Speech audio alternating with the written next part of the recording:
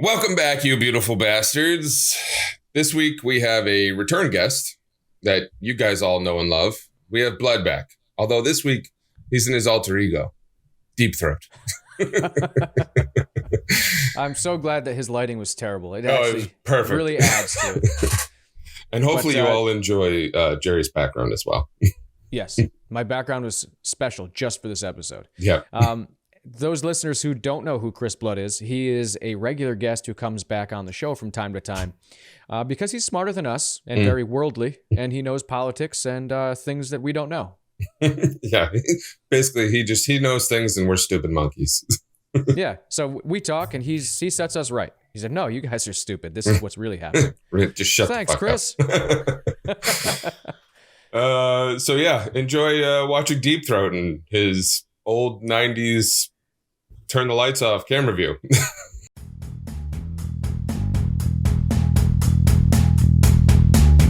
What is happening, you beautiful bastards?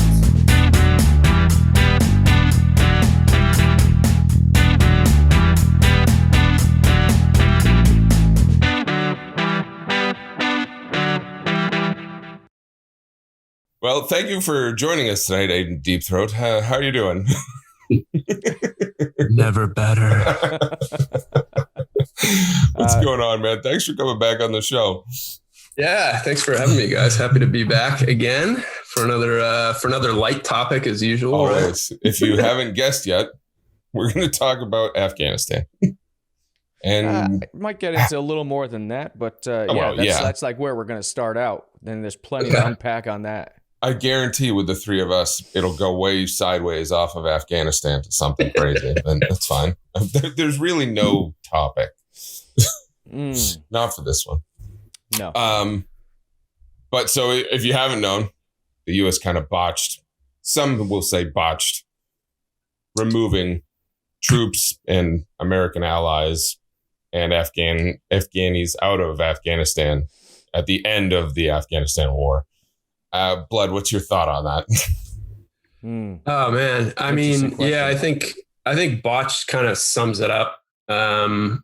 It was one of those situations, I think, where it kind of, I think it really hurt our reputation as a country, in the sense that it was just so disorderly. And the intelligence said 90 days, and what it took less than a month for the military in Afghanistan to just fall apart. Which we should have known. So, if you look at Afghanistan in general, dude, throughout history, we should have known. Oh, yeah. I mean, long before, right? I mean, this was sort of like, I mean, I'm not going to say it was inevitable for it to really fall apart and for the Taliban to take back over, but I don't think it had to be inevitable the way that we pulled out. I don't know how you guys feel about it, but the logic of, like the President Biden's way of looking at it, like, oh, there would have been no point if we had stayed one more day or one more week or one more month. I don't agree with that. I think they could have done it in a way that was just a bit more orderly, less distressed, and in a way that we got our allies out, all the interpreters. I work with a lot of people who have worked with interpreters and people in Afghanistan, and they were besides themselves, just trying to get them out at the last minute. So I think that was really kind of it definitely pissed a lot of people off. And I think, I mean, I had a kind of idea today, though. I was doing some research on it just to catch myself up because I haven't paid attention the last week. What if they planned it to kind of be this way? What if they were like, what do you we mean? know it's going to flip. Like they knew, because here's the thing, right? Trump said we want out. Biden said we want out. Biden said, all right, we need to do it by this date, right? And he said September or something. And all the generals said that's a really bad idea. And what if they said to him, because the Taliban is going to take over as soon as we do, because we can already see it happening. We've seen it happening for the past 9 years.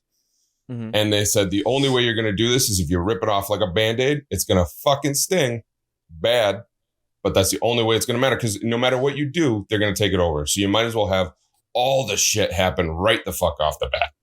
That's what I was thinking today. And I think it makes the most sense to me. It makes this episode really, really short. See you guys later. Well, now hold on a second. Before we go, No rebuttals. I could totally see that being something. Absolutely. That's like the feel in the room, like, you know, however they actually said it. I could see, yeah, that's probably how they looked at it. Because the generals came to him and he said September, whatever, and they're like, yeah, we'll do it August 4th or some shit. Well, their initial time frame was, I think, in May, and they pushed it out to August 31st. Yeah. So they knew that there were issues, and so they took a couple extra months to decide. Yeah, we're gonna. So it was supposed to be May under Trump, and then Biden said, "Hey, September," and he had a meeting with all the generals, and when he had that meeting, they said, "Fuck it, we'll do it in August." I do think, and they told him not to. They told him not to do it as well. But it's interesting though that he is now in a second presidency. It's his first time as actual president, but it's his second presidency where they're all about transparency, and they blatantly lied to everybody. Because what they said in the beginning, before they actually pulled out, they said they can handle their own shit, basically, is what it came down to. We're going to pull out, and they're going to be fine. 2 weeks is what it took for them to take over the Capitol again. And was it even then? Or was it even that long? I'm just going to say a 2 week timeline, start to finish, from the time we started to pull out to the time Taliban's back in power again. It was about 2 weeks. And what I think it was a press secretary and the president himself both said, and this is after months of saying Afghanistan can handle it. Now they went over to the other side of the line saying, well, we thought it would take longer than 2 weeks to collapse, which tells me they lied to everybody the entire time and knew very well this country is going to collapse when we pull out. And that's exactly what happened. Just faster than they expected. Yeah, well, if you look at like the nation or the people, it's all about. I guess it's all about like bartering. So it was almost inevitable. If you talk to most people who were over there, they say Taliban's been getting more footing since 2012, and it's to the point where they almost if we didn't pull out, they were going to have it back in a short time, anyways. So they had already. I mean, the corruption's so bad that they had already bought off so much of the military, it didn't even matter. Yeah, I mean, the former president Karzai, his brother was a drug dealer, a drug czar. Yeah. You know, I mean, corruption is rampant in, I mean, a lot of developing countries. Obviously, I mean, it's corruption in the U.S. everywhere, right? But in Afghanistan, it was really, really bad. And then the other issue I think you had there too is that there was just so much money flowing in, right, because of all the defense contractors. I mean, I've been watching some documentaries around this, and the inspector general for Afghanistan, the amount of waste there was bases built that were never used, and certain like Afghani generals and also U.S. generals were like, we don't want them, but they were built anyway, and then they were just never used. And that's your taxpayer money, and that's a frustrating thing. And then you have all that money there, and then that just leads to corruption because it gets pushed around here and there. Mm-hmm. Yeah, they have 2.26 trillion. Yeah, that's what it costs. They actually 20 years, but they had pallets of money just sitting around there too, didn't they? Yeah, because we'd have because everything we confiscate. Well, not only that, but military units would go and they'd train the other soldiers, but they'd also try to bribe certain officials and try to get them over. It's part of that. That's a thing we do, you know. Military members would travel with hundreds of thousands of cash. Yeah, we bribe and blackmail every time we're in a different country. It's the American way. But you know, that is what it is. But so that was one of the reasons there was so much cash flowing around, and they could. So now you have people who aren't making much cash, or they would be in a military role that they really don't want to be in. They're put there. They're forced there. And then, hey, here's a bunch of cash to flip as soon as American leaves. That leaves all of these freshly built ghost bases for the Taliban to move into, right? Yeah, and all the weapons that we left behind. That's the one killer for me. I know when we leave places that, like, all right, we leave shit, right? That happens. Like when we left, anywhere I ever went, we left shit, but we never left like weapons and gear unless you are leaving like Vietnam. But like, even then, oh shit, we lost. Even then, when you leave, I've never been in the military, but I'm pretty certain you're supposed to disable everything with the same part. Like if you're going to leave 10 helicopters, you take the rotor nut off of all of them so they can't cannibalize. I would just blow it up. But if you're going to leave it, blow it up. Why wouldn't you? Go have a good time. Point. Yeah. But like if we're talking about all the assault rifles, whatever the weapons are, take Here's take I mean, everything. I think it was more because we had given that hardware to the Afghani military, right? And then they used it, and then they got overrun, and then that was that. I mean, is it that's even a bit really more- overrun? Say it again. Can you even call it overrun? They handed over the Well, I think keys. some of them were. I mean, and Yeah, then there was some. just a lot of surrender. I mean, more surrendering than anything else. I mean, Yeah. Here's the thing: none of them, and for military members, they'll realize this. None of them will ever figure out how to turn on the headlights. It's the most complicated thing ever. Oh, on Humvee. Yeah, the old one took like 4 hands and a baby. well, I'll put a picture of it up. It's like a 3-knobbed. It's awful. It's right here, right there for you video Yep. viewers. See, you got to watch YouTube. So that way you can see what a old Humvee light switch looks like. Yeah, so they don't give a shit about headlights anyway. They could get that thing running. They've been driving them around. They have their own Taliban American military unit now. You guys saw pictures of that, right? yeah, Yeah. Where they're wearing all the gear. Yes. yeah. That was actually quite surprising. I guess surprising to see. Like, I mean, when you think of Taliban fighters, you always think of the same sort of garb, right? Like the traditional garb.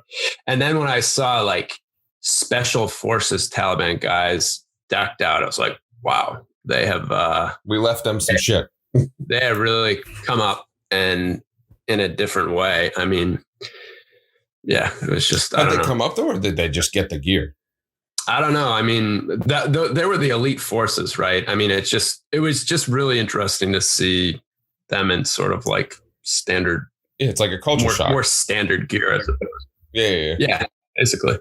So now this leaves us with, I think, the most obvious question. How were we in this country occupying it essentially for 20 years and it only took them 2 weeks to take it back? You know? Well, that's where it kind of comes into the fact, when was the last time we really cared about it a lot as a country? 2002. Yeah, pretty much. Right? Yeah. I think, I mean, I think that's, I mean, as much as we, I'm going to say 10, maybe 11. Yeah. well, I think there was a lot of interest at that point too, right? Because, there was, it was around that time that they had the surge in forces, right? And then it was kind of a big topic, and the criticism at the time, which I think was right, is that we were telegraphing to the Taliban, like, hey, we're going to surge forces, but you hold out for this long and don't worry, we'll be gone at that point. I just don't think that was the right way to handle it. It was a very political decision, as unfortunately, I think some of these decisions from the executive branch ended up being.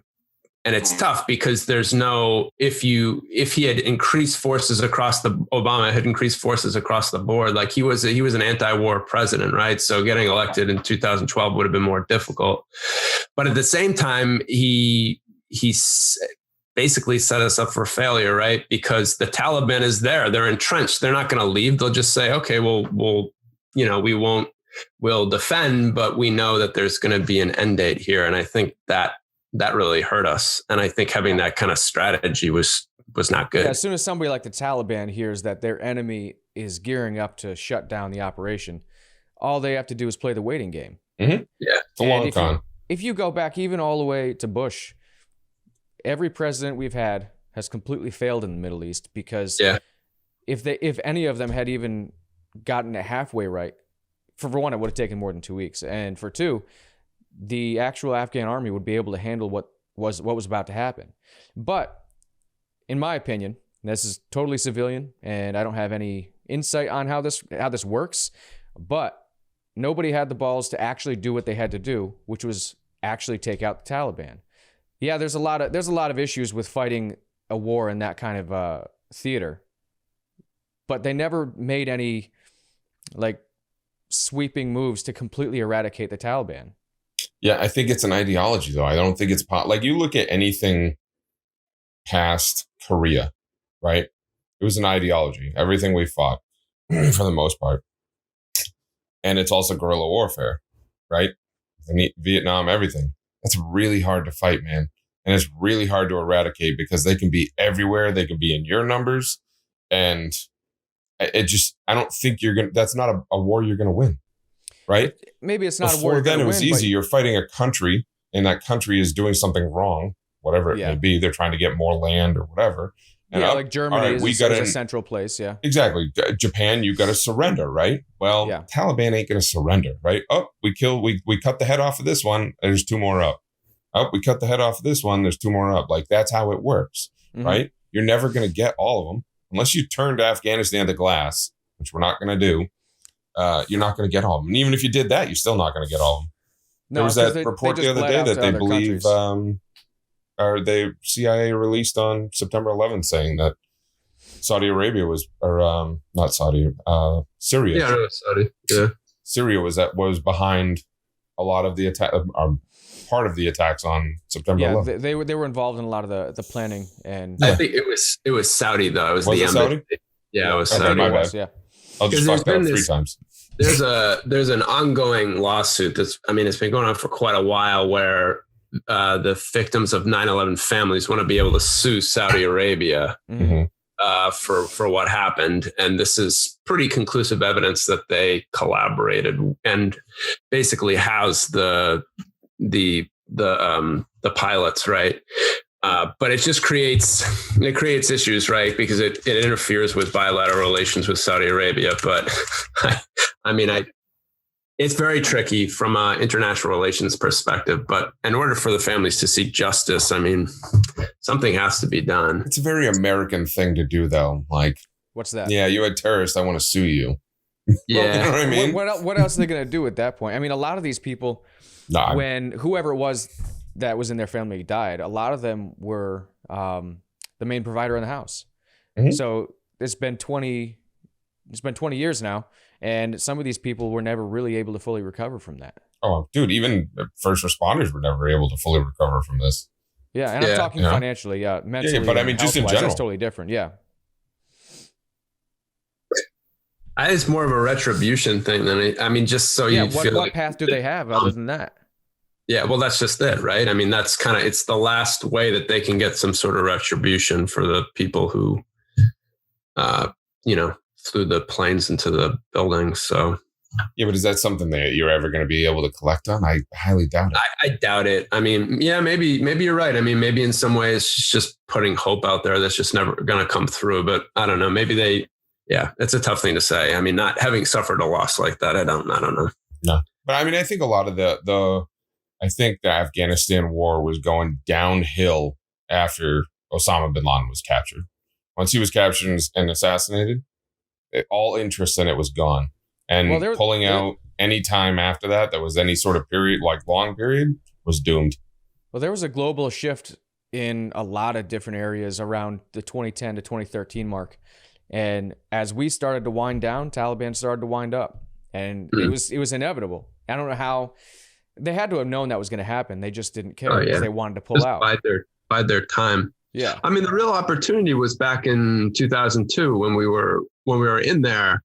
But then we got distracted with Iraq because of, so-called weapons of mass destruction and Osama bin Laden having been aided by Saddam Hussein and all that business. So I think if we had focused on just one war, then we might have had a better result at the end. But instead, we decided to go in another direction that became, Yeah, look at guerrilla warfare in general in life. Is it something you can win? No, I don't. Well, no. So I will say that would have been our best option if we didn't get involved. But I also still think it would have been incredibly difficult, if not impossible, to win. And also, democracies just are really bad at fighting war because of the political pressure, right? Mm-hmm. Because the commander in chief has to get reelected. And so when you base your decisions on political decisions as opposed to strategic military decisions, then it's never really going to work out. But at the same time, we haven't had a war since literally World War II that had a good cause behind it. Right, Afghanistan, maybe. All right, fine. You can have something there. But that was probably the next best one. Right? World War II, you had a solid reason that you were going into that war and people were behind it, right? And they were like, all right, we got to get this done. No matter what, we're getting to an end here. Since then, you fought communism forever and a day. And then, all right, people might have wanted you to fight communism, but now we don't give a shit about it. Yeah, I think World War II is such a full mobilization of everything, right? Yeah. It was such a massive scale. But subsequent wars just not that way in the same sense. Another issue that we have, especially in the Middle East, is we're a democratic society, and a lot of our decisions on a battlefield are heavily influenced by morals. And the enemy, in this case, did not let that hold them back. And that's a huge advantage. But that's my point with guerrilla warfare, that you're never going to win, right? Mm-hmm. That's why I feel bad for anyone who was ever a Vietnam vet, right? Mm-hmm. Because you came back from a war where you were trying to win a war. You were fighting in a war you didn't want to be there. It was a guerrilla warfare. So literally anyone and everyone's trying to kill you. The climate is about as bad as it gets to fight a war in. And then you're coming home and everyone hates you. Like, guerrilla warfare is not something that is if you're not willing to go above and beyond and literally just wipe that country off the planet, you're not going to win it. You know? Well, that was what I was saying about, like, when Chris mentioned that we went in a different direction and decided to fuck with another country in the middle of dealing with Afghanistan. That goes right back to where I said we didn't have what it took as a country because of our leadership to just deal with the problem in a swift fashion, to actually go in there and solve the problem. We dragged it out for 20 years, and instead of fighting the enemy and training our allies, we basically acted as babysitters for 20 years, and that's exactly where we got. Yep. Yeah, it didn't be literally exactly right. It didn't pay off at all. But I mean, what I'm curious, and I brought this up to Jerry already. Blood, you might like this. So Russia took a stab at Afghanistan. America's taking a stab at Afghanistan. Is it China's turn? I think it is. Yeah, maybe somebody's not somebody, but I think China. I've heard other people talk about this, and I think the thing for me, China really stays out of conflicts. So I find it highly unlikely that something like that would happen. Yeah, I think they are gearing up though. China's more about economics and less about that. So if they can go around something with the small stick and soft power, that's the way they'll go about it, I think. Well, they're gearing up to branch their economics out into the Middle East. They've already been in contact with the Taliban about what they want to do. Yeah, so sure. They're not wasting the opportunity. And just like we said, they're not really interested in conflict. They like money and they like to make more of it. They don't care. They don't get hung up on human rights. It's all about money. They'll talk with anybody. They'll work with anybody. I mean, and then they talk out of both sides of their mouth about like Myanmar is a perfect example in the sense that like they say, oh, we should talk to, you guys, we encourage dialogue on both sides. It's like, well, only one side really staged a coup. The other one was democratically elected. So, but that's what they do. They don't, they talk like that in a way where it's kind of like, oh, we're everybody's friend. We'll talk to anybody. And it's just a very different way of approaching things than the way we do. But I mean, it can be. Sometimes I feel we can do that too. I mean, so we could be better about it. Yeah, definitely. Yeah, absolutely. So how do you guys think it would have gone in 2002 when you can arguably say that by the end of 2002, our mission in the Middle East was a success? We just got sidetracked and then trailed off and things derailed. So we moved in to get rid of Al-Qaeda and get things under control. And we did that very quickly and very well. And then we just went off the rails. So what do you think would happen if after we had that success at the end of 2002, we pulled out? I think you were doomed because you had to get Osama. You had a target on his head. We already know that the war was unwinnable. And you don't need an entire military industrial complex for one person. They only did it with 2 helicopters. Two helicopters and a SEAL team, but yeah, that's a lot of money. Yeah, I know. Not including the helicopters. But look at all the thousands and thousands of people that were over there doing fuck all about nothing. Yeah, I mean there's more to that than just they're over there doing nothing, right? But yeah, when I say nothing, they were actively engaged in something, but they weren't doing anything that furthered an American cause for the most part. Yeah, well, I don't know if I entirely agree on that, but we definitely did a lot of wasteful. Like, was it efficient? Probably not. Not at all. You know what I mean? That's why we At have what these point are empty we just bases. over there? Probably around 2008. Yeah, I mean, I'd probably push it up a little bit from there, but yeah. You think it was even later than that? Yeah. To be honest, I didn't follow it that much. I didn't follow it that much then. But that's my point. I think after the surge calmed down, then it was a lot of time with no specific direction. Exactly. Yeah. And that's my point. Like once the American public doesn't care about it anymore, it's in the background. They can kind of do whatever they want, and it was a money pit. The Middle East has been that way a long time, where nobody on like a general population level even gave it a thought. The only time it was ever really talked about is occasionally you'd see on the news that some of our troops were killed. But even then, that was just like a passing headline. Yeah, I think I brought it up on the show before, but I think it was like 2018 that Chicago still had more gunshot killing and wounds than the entire Afghanistan war. And that was in 1 year, you said, right? That was in 6 months. Yes, right. Yeah, I remember. And that's not to play down the Afghanistan war. That's to say, like, what the fuck, Chicago? You know what I mean?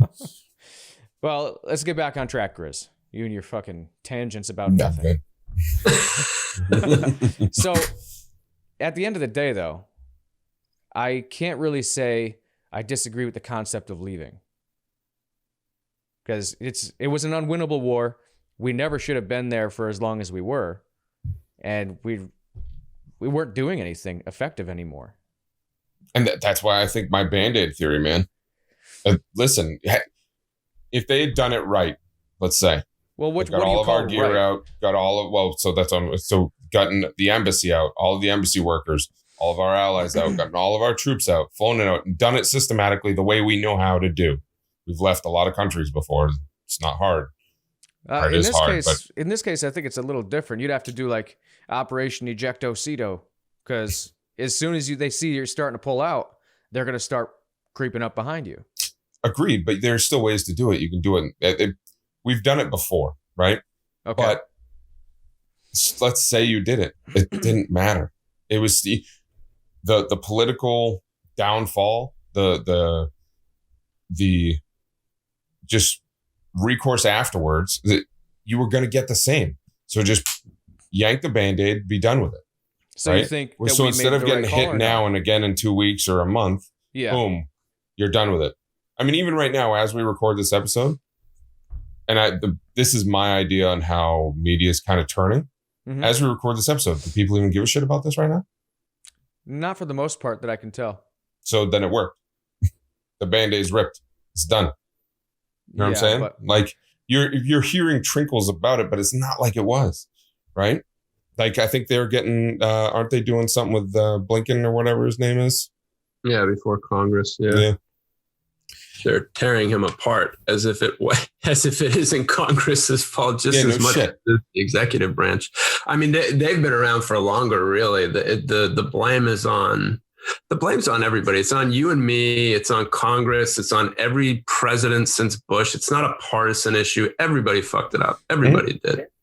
So it's not, obviously the blame game gets played out on Fox News and CNN and all this. But in the end, we just need to be smarter about how we approach these situations. Let's think about it, right?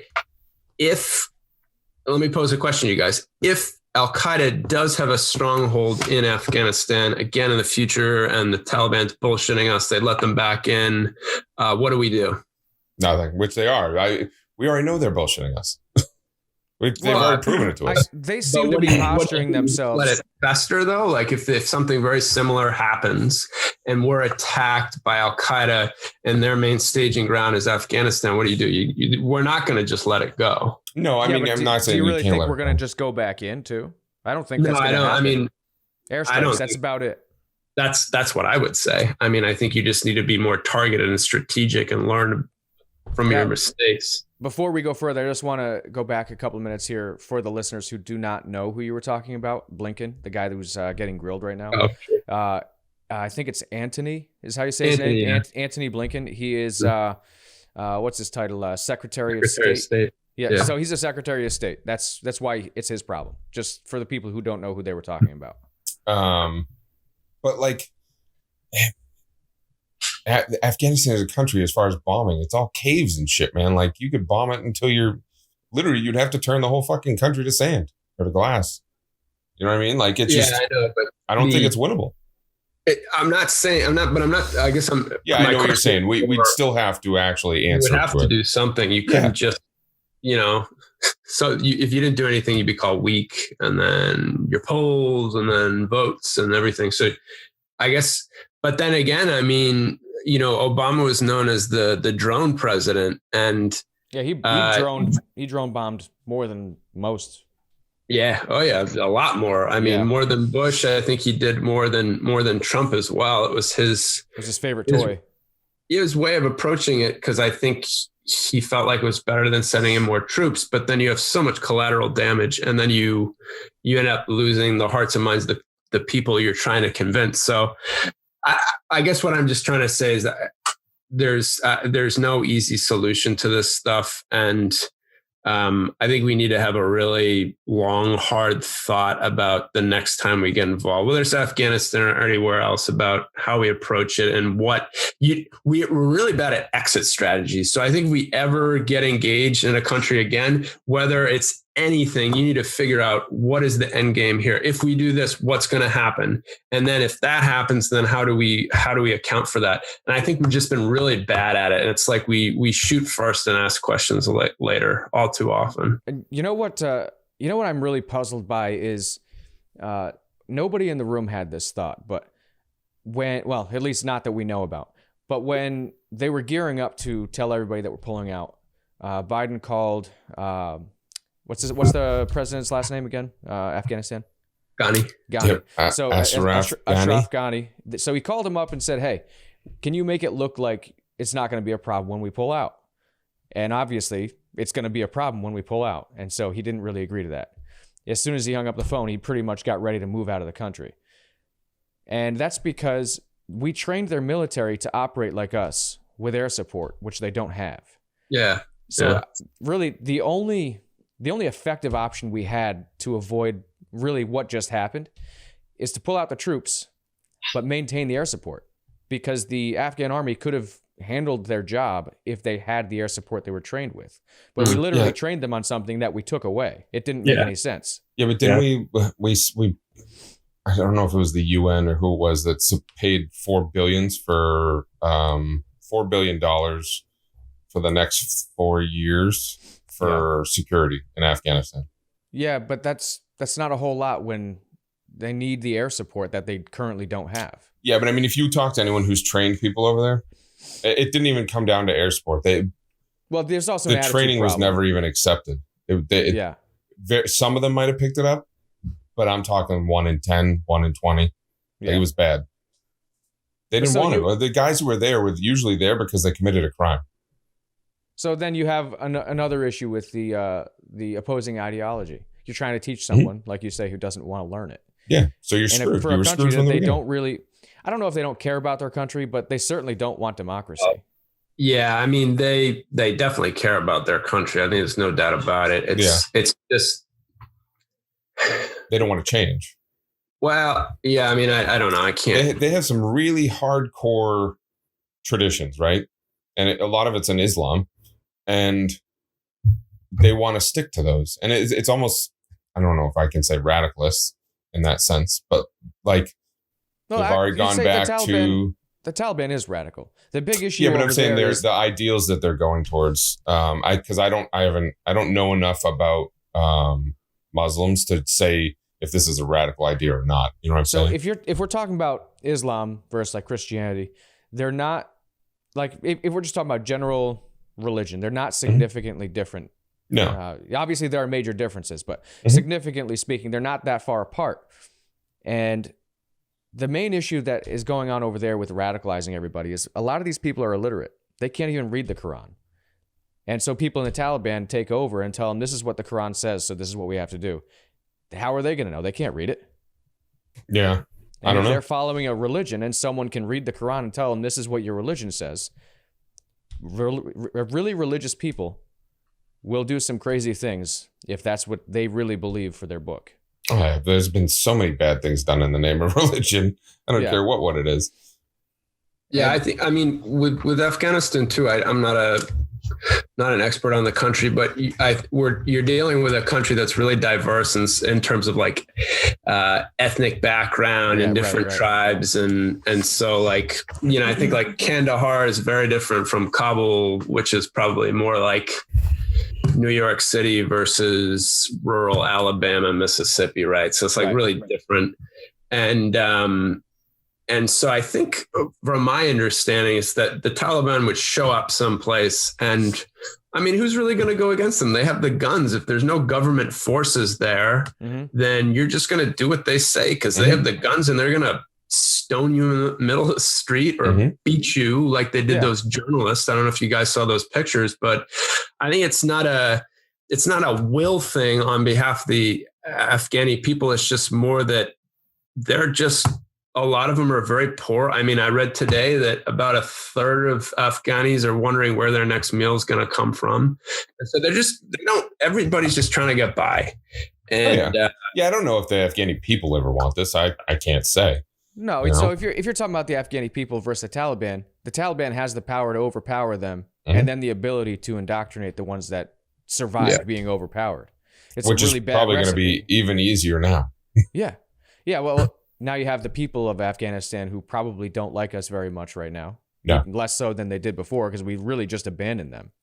So, if they don't like us, then they like us even less than they did maybe a year ago. Then you have all these other issues. And now they have some issues going on with the refugees that, Grizz, I think you know more about than I do. Yeah. So like, I don't have the total numbers of the refugees that we took out. It was a lot. I know, I believe Canada is taking 20,000. I think it was Britain is taking 20,000, or it might be Germany. Don't quote me on that. And then we're getting the rest, which obviously we should.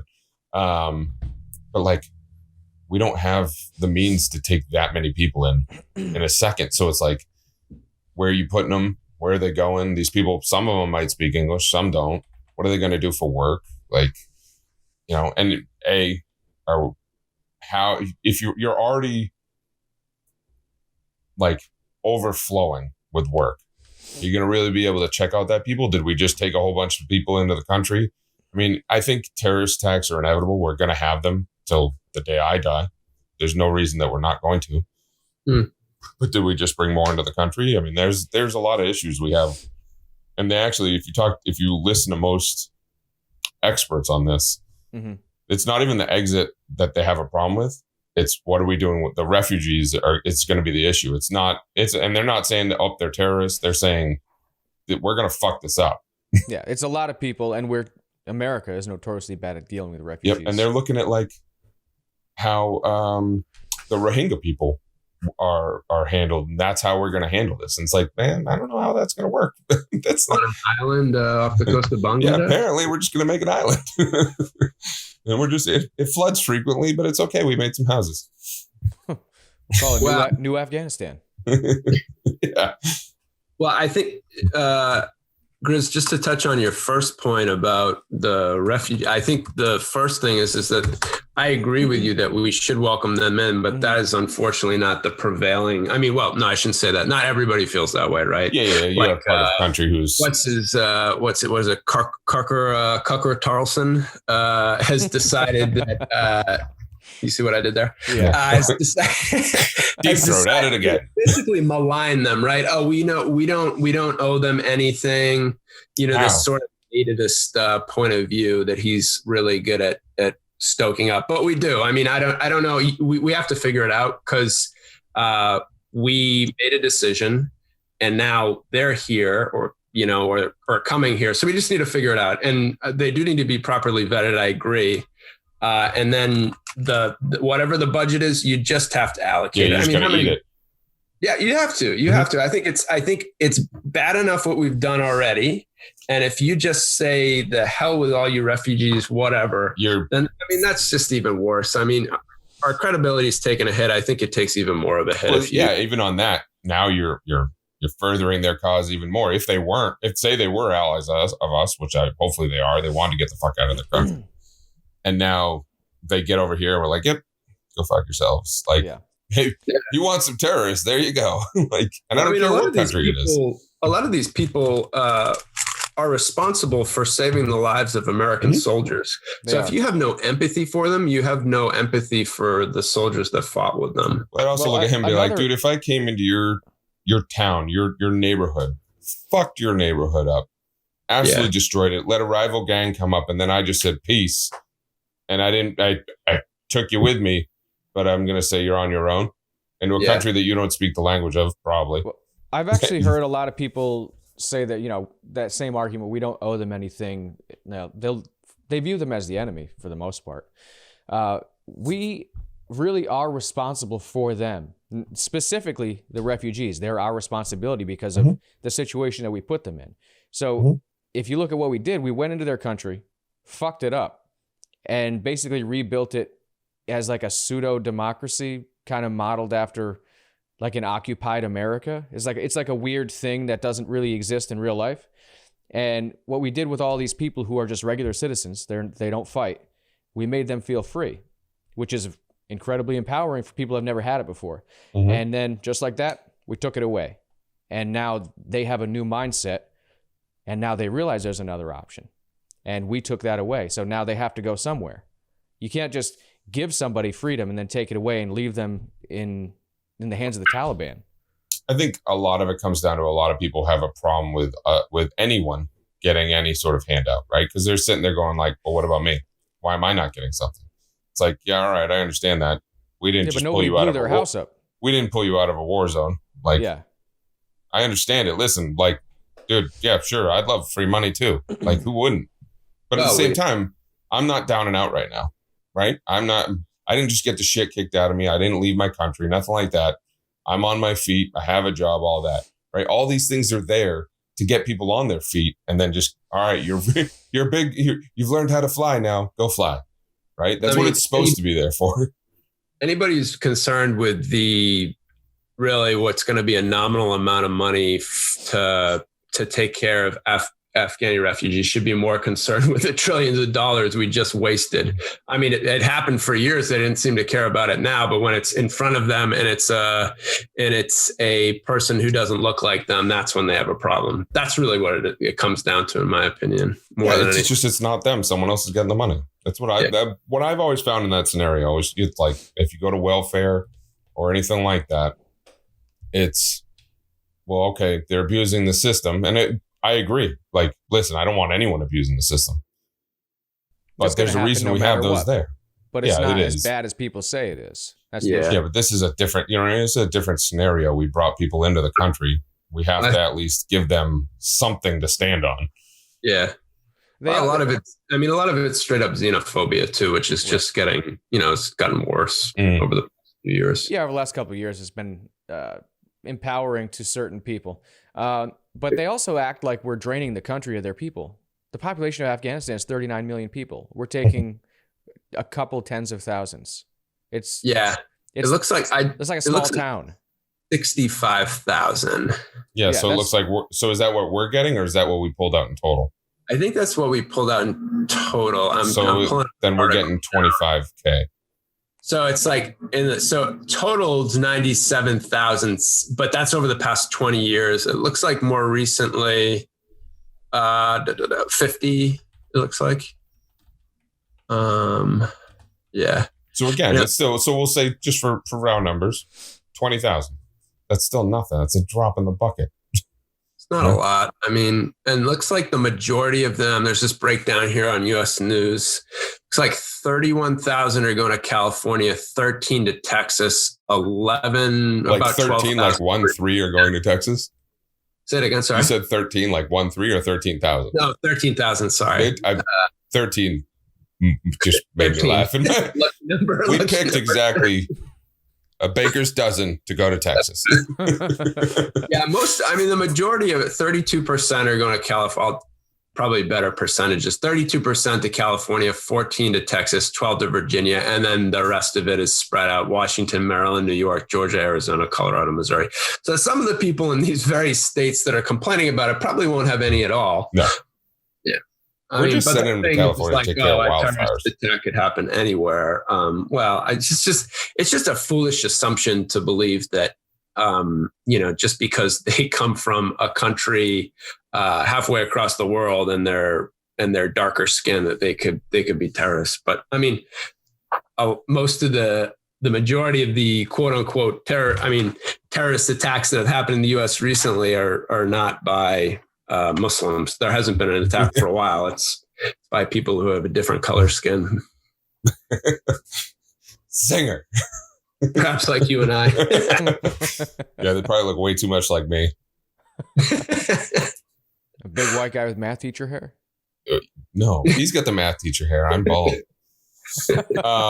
One thing I did want to get into, and I don't think Chris knows too much about this, but this one hits close to home to me. And so you had Lieutenant Colonel Stu Sheller after Who dis? the whole shebang.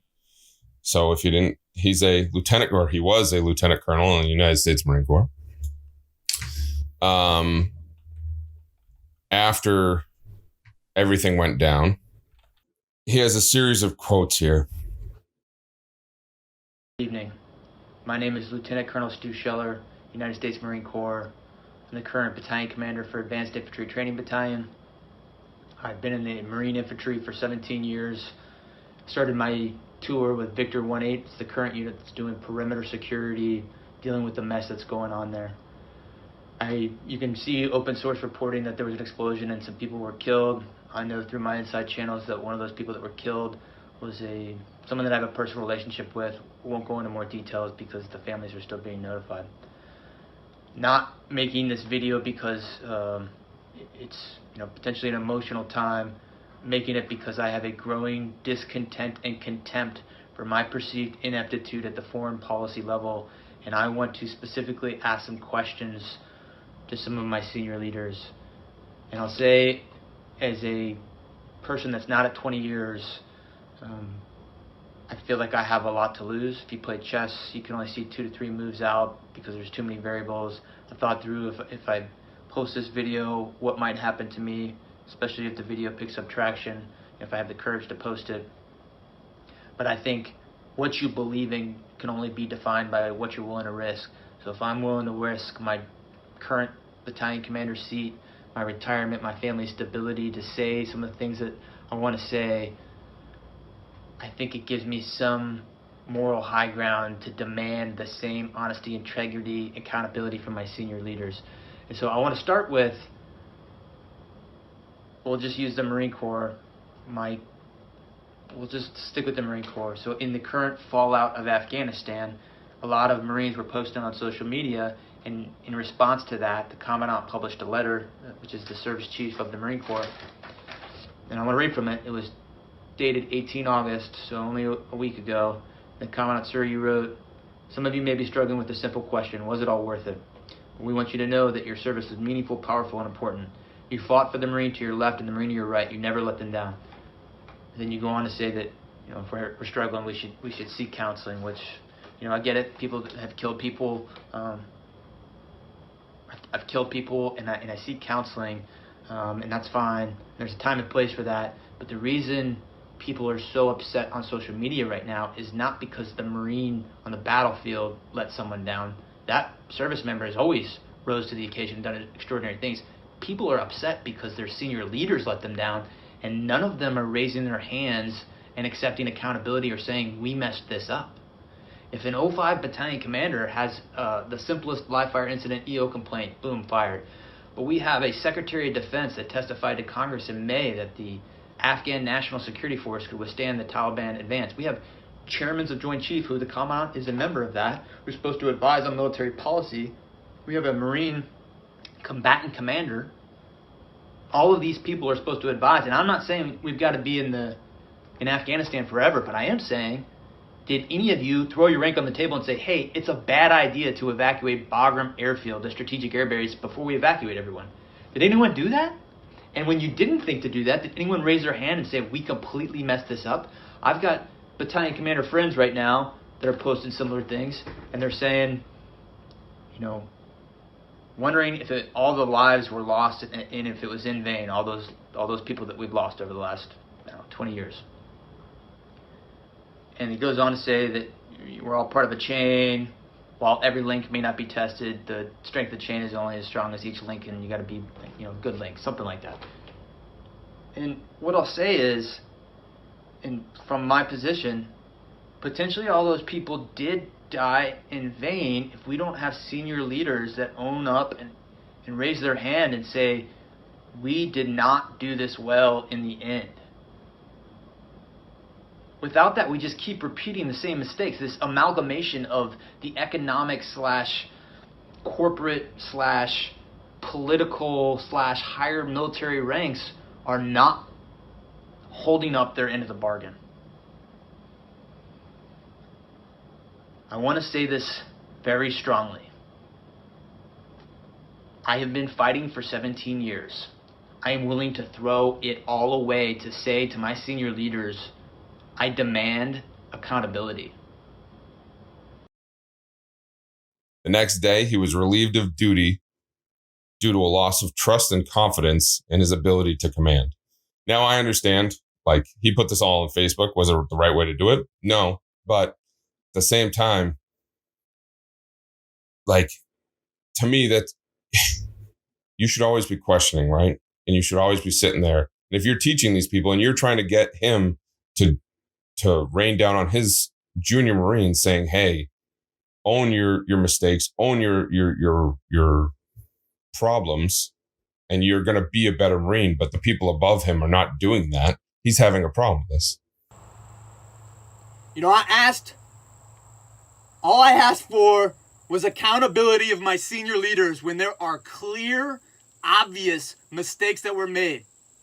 I'm not saying we can take back what has been done. All I asked for was accountability, for people to comment on what I said and to say, yes, mistakes were made.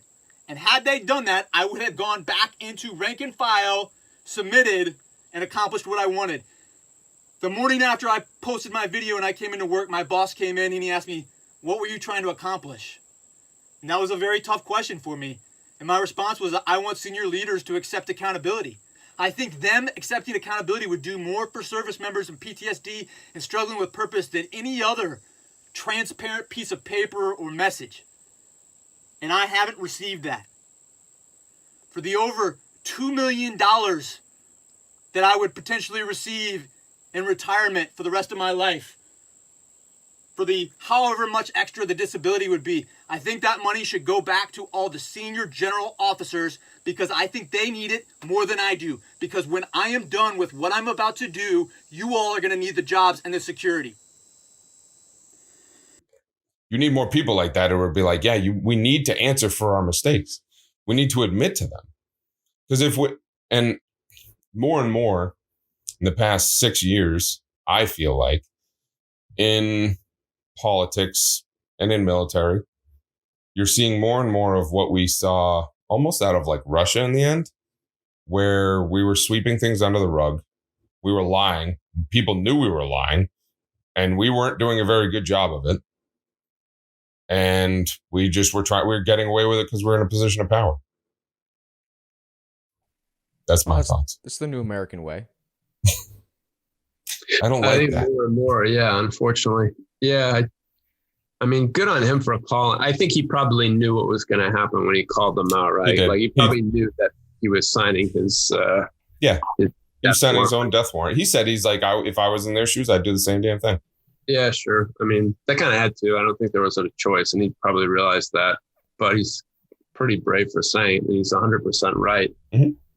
I mean, a guy like that, putting him on blast like that, I guarantee he's had a lot of job offers. Mm. You know what I mean? Yeah, definitely. But, yeah, he was already a pretty solid guy before, and now I'm sure people are going to want him. Yep. I mean, it just, to me, that shows where we at in senior leadership in the military, right? Marine Corps is one thing, but I guarantee he was just saying all of them, right? He's saying everywhere, all the way up to the president. Who fucked this up? because you need to answer for it. And to me, if he's asking that, it ain't looking good. Now, how do you think that Biden's going to be remembered for this? Because obviously everyone is pissed off right now. I don't even think people that think got about what it. they wanted. You don't think? I think it'll be forgotten. Yep. I don't know. I think it's going to hurt him in 2024.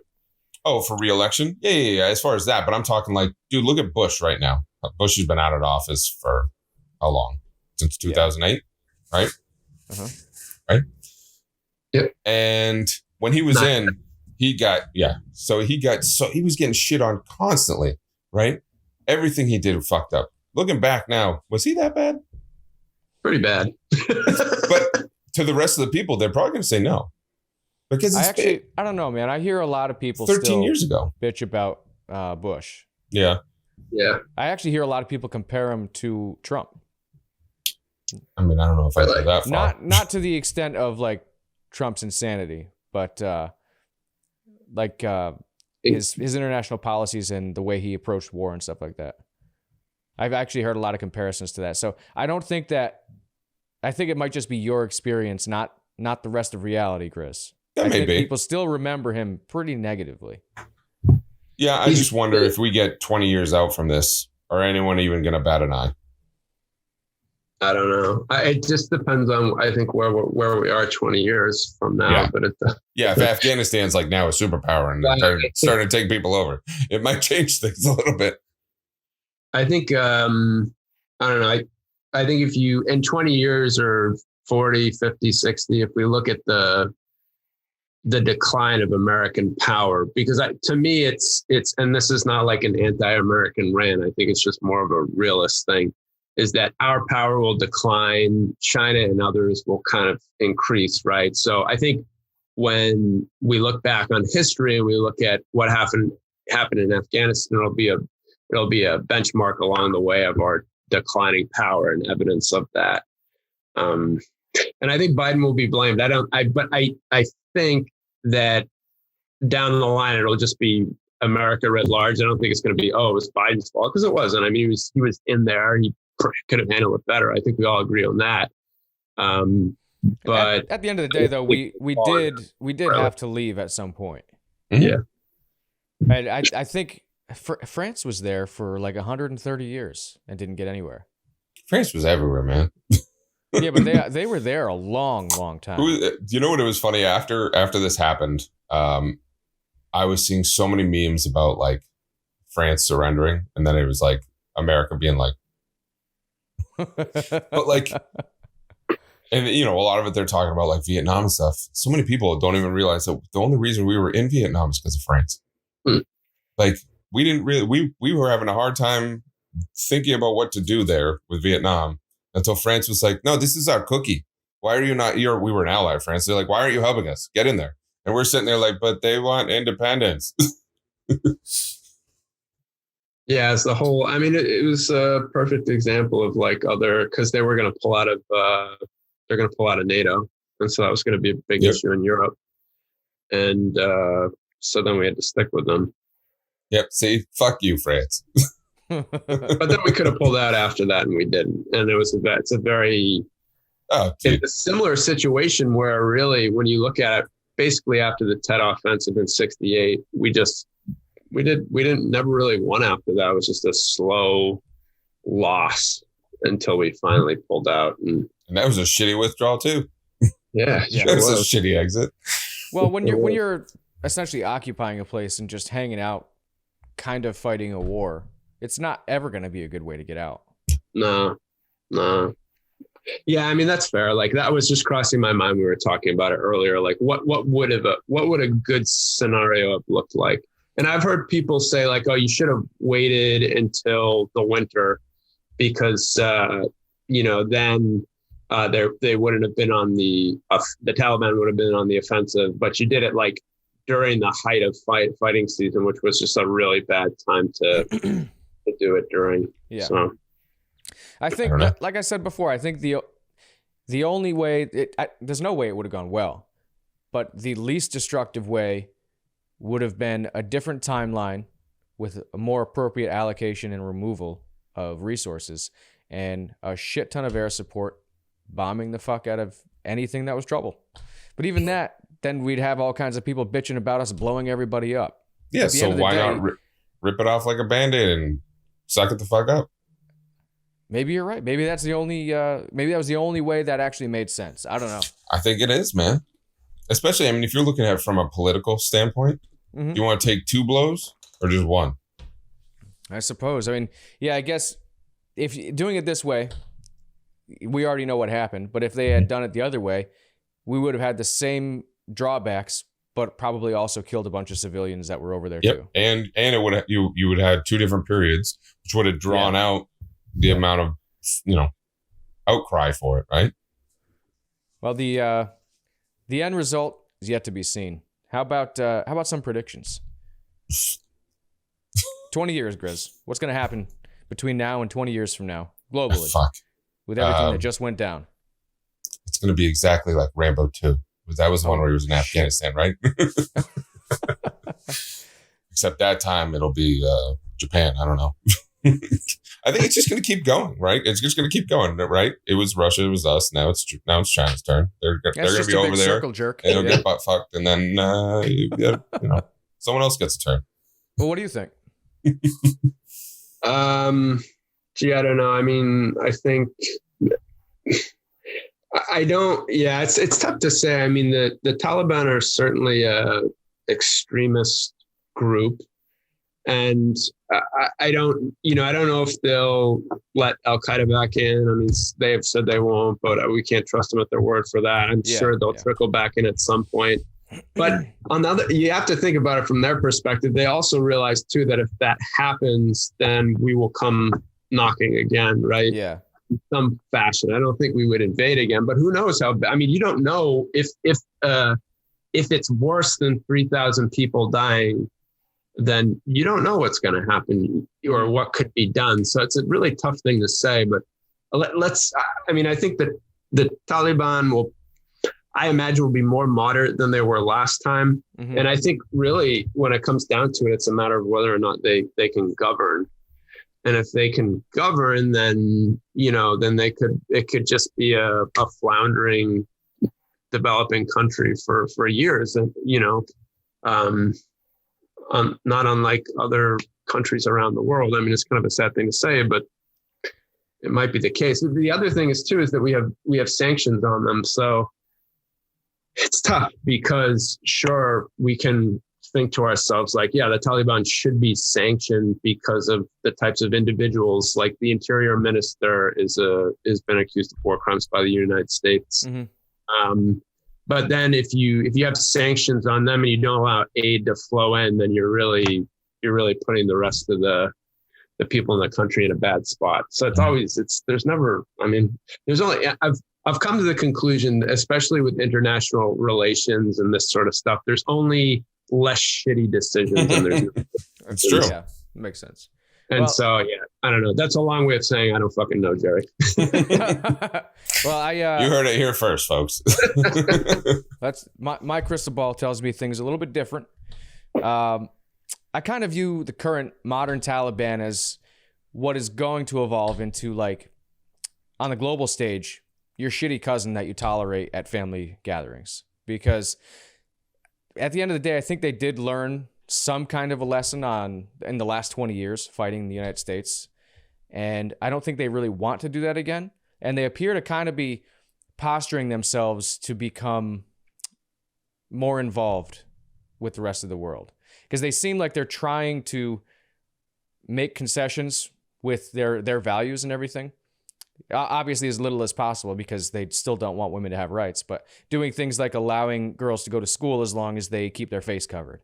Mm-hmm. That never would have happened 20 years ago. It never would have happened. So but how long is it going to last? Maybe it'll be like, just like you say, Chris, it's probably just going to be kind of like a floundering country that's not really failing, but not growing either. Yeah. I don't know. I mean, yeah. It all depends on what China does, though, because China don't give a fuck about no sanctions. Like I said, man. I don't know. Yeah, like I said, they're already over there making Rainbow deals. 32. Yeah, of course, it's a great opportunity. They'll come in with with their money, and they'll start building up, and they'll give them these crappy loans that they'll have to pay off. And I mean, I just look to Africa. I mean, and what's happened there in some instances, it'll happen there. Yeah. As well. I think the best we could hope for is China having enough influence to kind of turn Afghanistan into like a branch of China. That's probably better than the alternative. Another Tibet? Maybe. I don't know. I'm not an economist.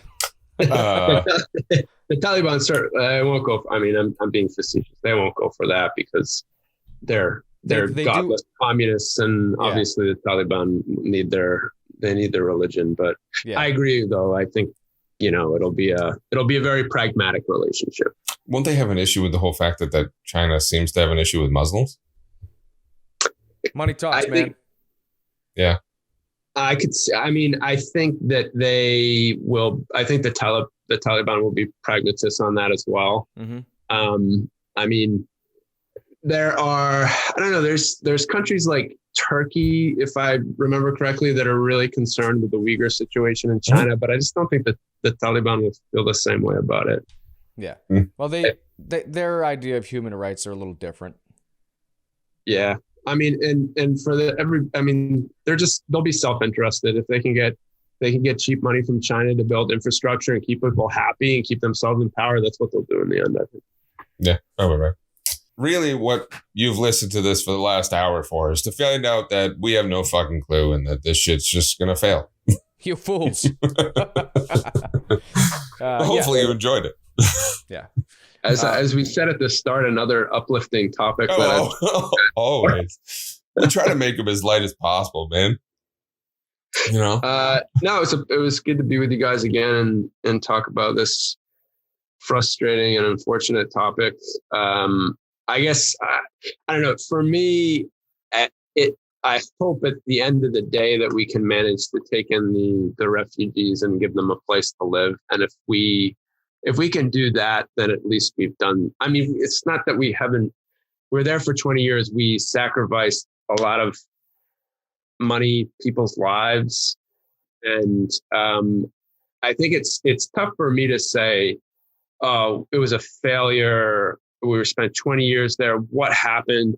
Because soldiers, U.S. soldiers, civilians there died. And I don't want to, it's tough to say it's for nothing because people gave up their lives for it. So it's a really tragic thing to say that it was for nothing. But I hope that at least we can take some people in from Afghanistan and give them a better life than they might otherwise have had under the Taliban. But yeah, I mean, for the military members and people who have lost their lives, my saving grace, or what you want to call it, is that when they lost their life, they were fighting for a cause that they believed in. Whatever the outcome was, is whatever it was. Those people were over there. They believed in what they were doing, and that's what mattered, right? I would also add that our major goals, our reasons for being there, were accomplished. We just floundered for the next 15 years. Yeah. It's the exit strategy thing. I think you need to have a better idea, and it needs to be, I don't know, you don't need to set an exact timeline, but I think internally you need to have an idea about what a victory, or what a, as I said before, perhaps what a less shitty decision looks like. I mean, we owed that to everyone who lost their life or limb, right? We had the numbers. I think it was like almost 3,000 people killed, and just in Americans, and over 20,000 injured. It's a lot of people. And we stopped counting Afghani civilian deaths a long time ago. Yeah. So, we have that too.